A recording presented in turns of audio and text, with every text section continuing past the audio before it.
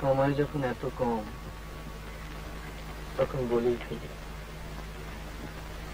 আপনাকে আমার ভীষণ ভালো লেগেছে। প্রথমে আপনাকে দেখে মনে হয়েছিল কলকাতায় যেরকম পার্টি স্টার্টিজে মেয়ে মিট করি, আপনিও সেই রকম।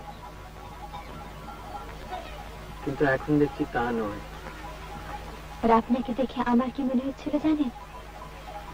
যে ভদ্রলোকের কনফিডেন্সটা একটু থেতলে দিতে পারলে বেশ হয়। সেই কনফিডেন্স আর নেই, আপনার থেকে ঠেকলে গিয়েছে। কিন্তু একটা ব্যাপারে বারবার গোলমাল হয়ে যাচ্ছে,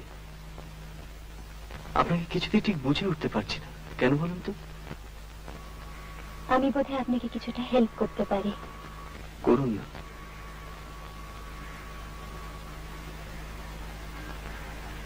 তিন বছর আগে আমার দাদা সুইসাইড করেন। দাদা আমার খুব বন্ধু ছিলেন, আর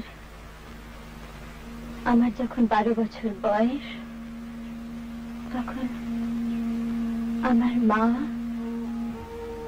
আগুনে পুড়ে মারা যান।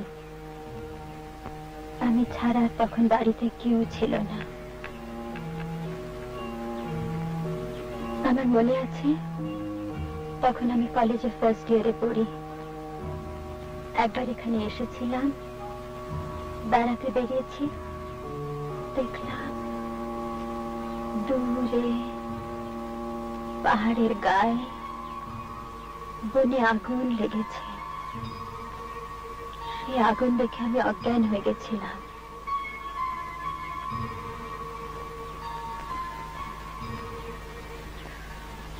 আপনি বোধহয় কোনো জীবনে বড় দুঃখ পাননি, তাই না?